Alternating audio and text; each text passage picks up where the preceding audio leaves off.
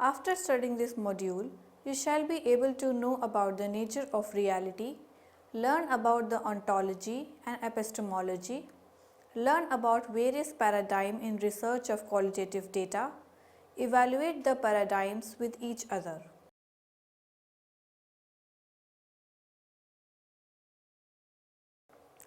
The nature of reality has been a central question in philosophy and psychology. Reality refers to the state of things that actually exist, opposed to something which does not exist or is imagined to appear. The nature of reality is best understood with respect to the concept of ontology and epistemology. Any research in the field of psychology is done by keeping in mind the ontology, epistemology, and methodology. These three concepts form an important base for most researches that seeks to explain the nature of reality in their own way. Qualitative research aims to address questions concerned with developing an understanding of the meaning and experience dimensions of humans' life and social world. Central to good qualitative research is whether the research participants' subjective meanings, actions, and social context as understood by them are illuminated. Psychiatrists and other mental health practitioners need to be knowledgeable across the multiple paradigms and perspectives that inform an understanding of the biological, psychological, social, cultural, ethical, and political dimension of human life. In research contexts, the researchers adapt certain world views to generate world views called paradigms. The idea of paradigm was given by Thomas Kuhn in 1917. It is a basic orientation of theory and research. It is described as a world view or a set of ideas used by a group of researchers to generate knowledge. It includes the basic assumptions, research strategies, and other ideas shared among the group of researchers. Social science research is based on different paradigms. The three major research paradigms described here are the positivist paradigm and the interpretive paradigm, and the last is critical paradigm. Each of these three approaches represents a different perception of looking at the social world and the individuals in their social context. Each paradigm has a different set of assumptions, procedures, and strategies of collecting and analyzing data. Ontology. Ontology and epistemology are two aspects of the branch of philosophy called metaphysics. These two terms often put students off philosophy for life. Metaphysics is concerned with two fundamental questions. First, what are the characteristics of existence? This is an ontological question. Second aspect of metaphysics is the question, how can we know the things that exist? This is an epistemological question. Unfortunately, these definitions are too abstract and ephemeral to be much used when the concepts are new to you. The word ontology is used to refer to philosophical investigation of existence or being. Such investigation may be directed toward the concept of being, asking what being means or what it is for something to exist. Ontology is concerned with the nature of reality. It is concerned with the questions such as what are the characteristics of things that exist, what can be known about it, how things really are, and how they work. Since ontology is concerned about the nature of our existence or being, there are different ontological positions which influence our perception about what is real and what is not. The most important aspect of ontology are objectivism or positivism and subjectivism or interpretivism.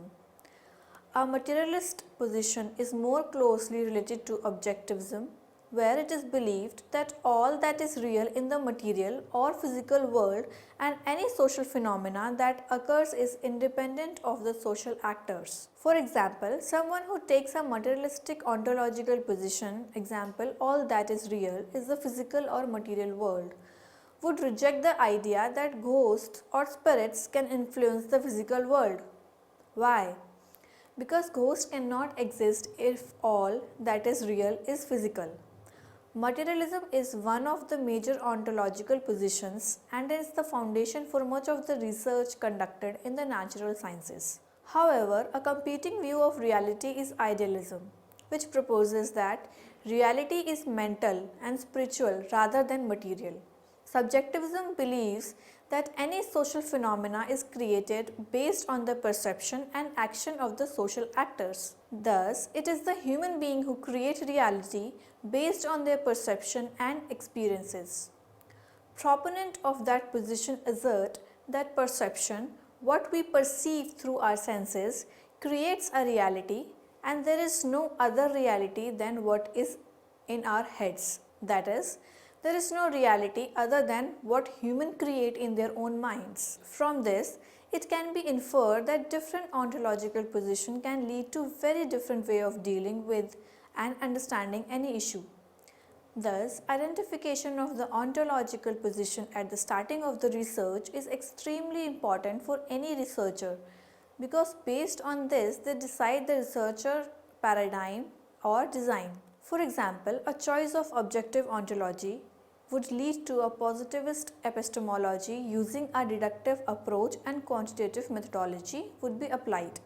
Similarly, for subjective ontology, an interpretive paradigm would be applied and all inductive approach will be followed leading to a qualitative analysis of the data.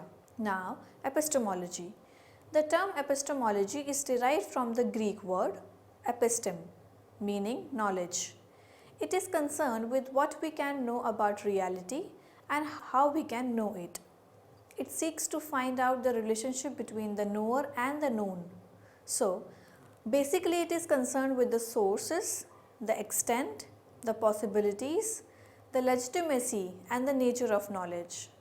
Over the course of philosophy, rarely has the philosopher concentrated on all of these issues.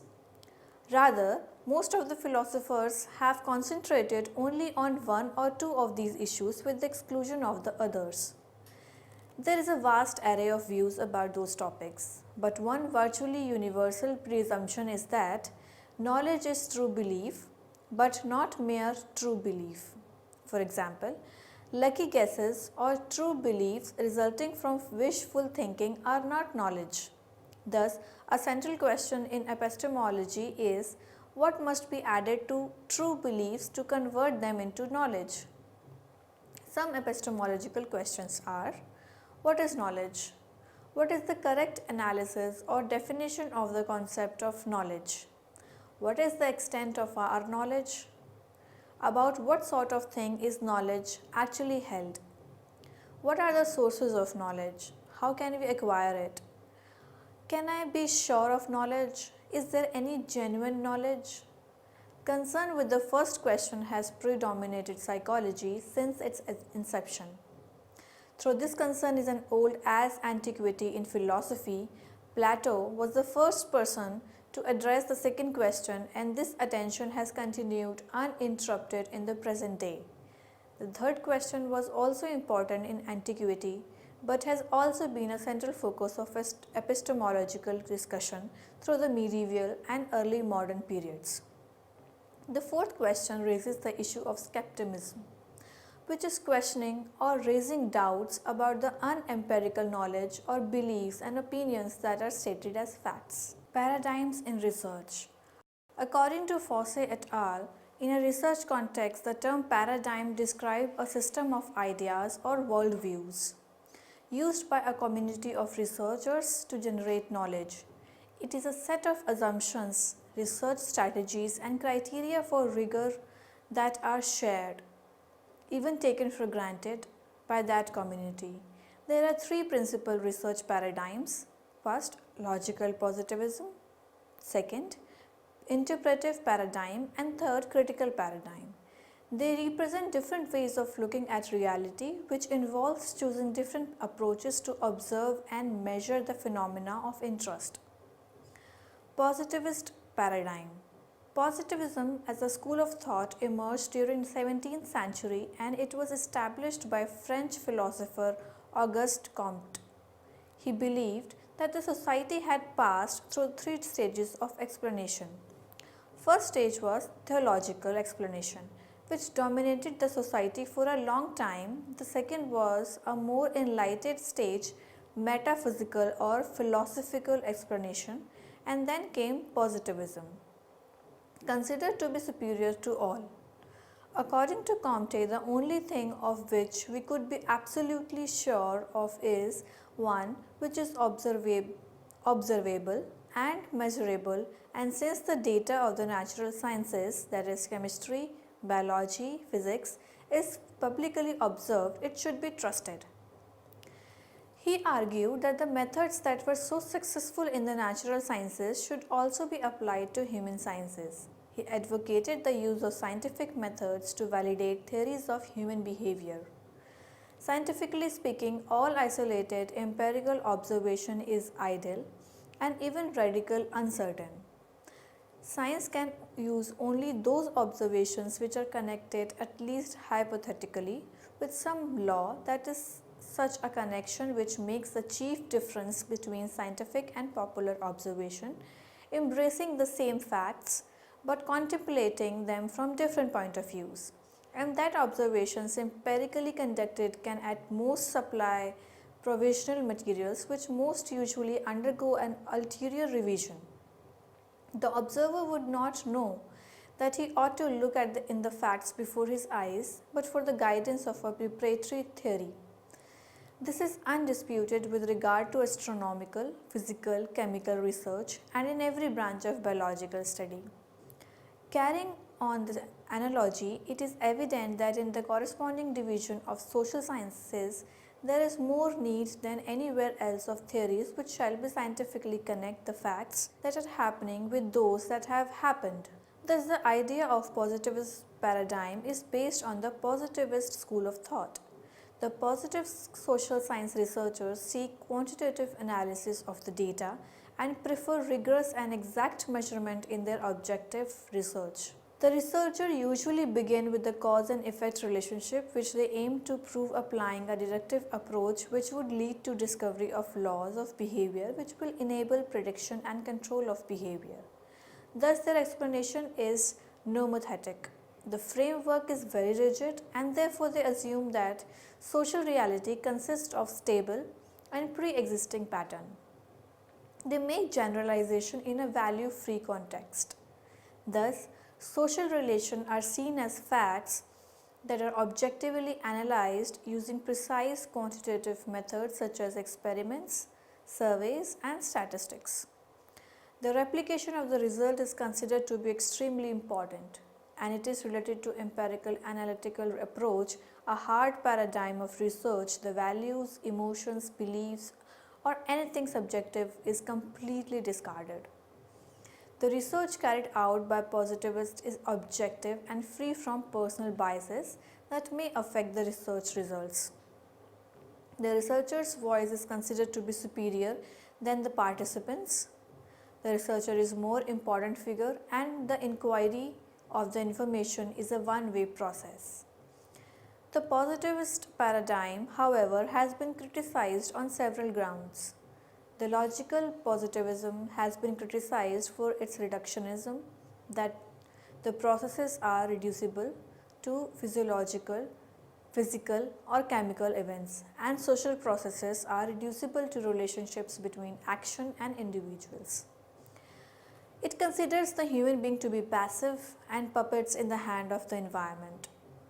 Positivism ignored the role of observer in the constitution of social reality and thereby failed to consider the historical and social condition affecting the representation of social ideas. Positivism has been criticized for its extractive nature, whereby the participants are mined to collect data with no benefits to them. We'll come to interpretive paradigm. The interpretive paradigm has its theoretical roots in hermeneutic, phenomenology, and symbolic interactionism. The qualitative research methodologies are based on interpretive research paradigm. This paradigm believes that we should conduct research to comprehend social life and describe how people construct social meaning. It seeks to understand the meaning of human actions and experiences and generate accounts of those meanings from the viewpoint of those involved in the research. This approach to social sciences research rejects the positivist idea that the same research method can be used to study human behavior as are successfully used in the field as chemistry and physics.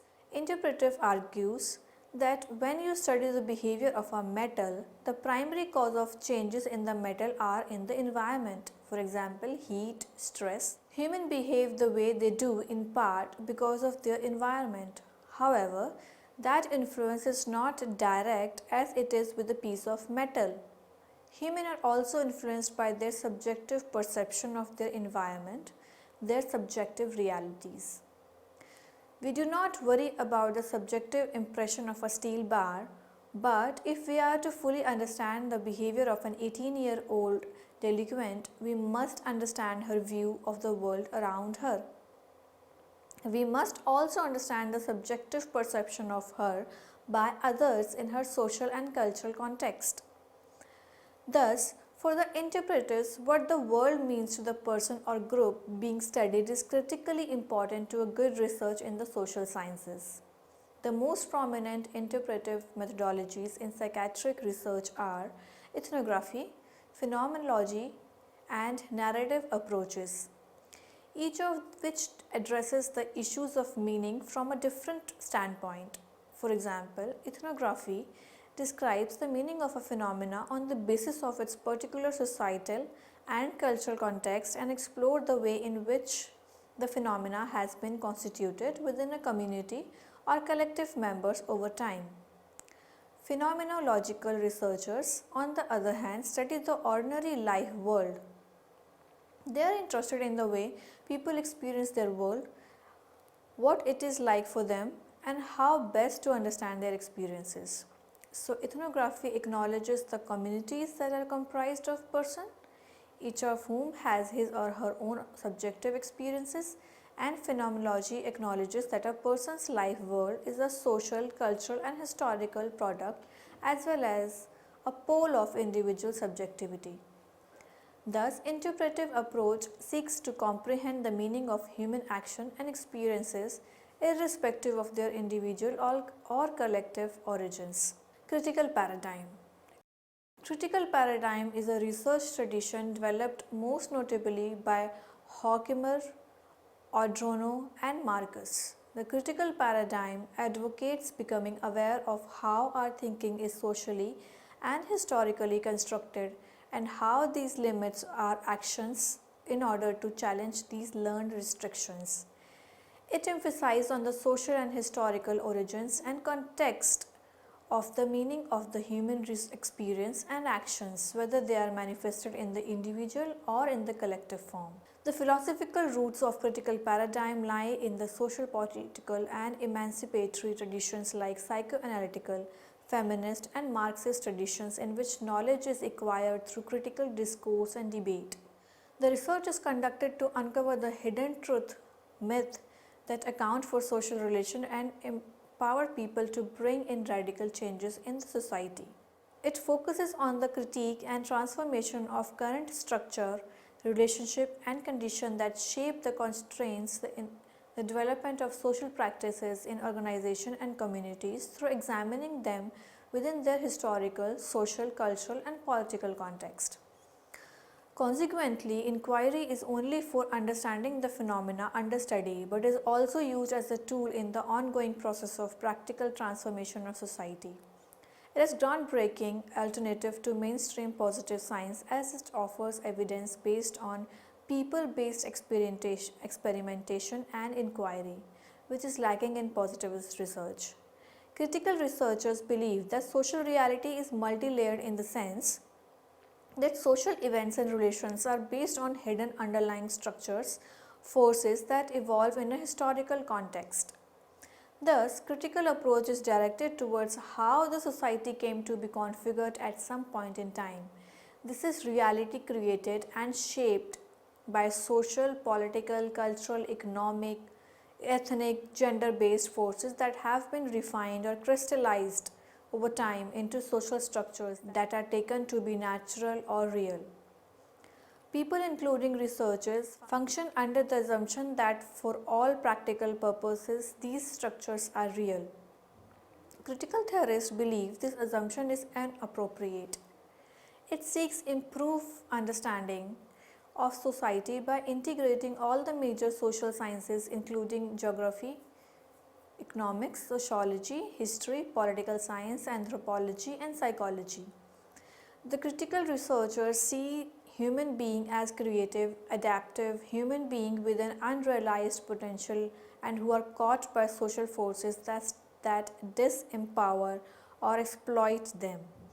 They consider common sense as a false belief that guide human actions and contains myths that hide unequal distribution of power and objective resources conditions.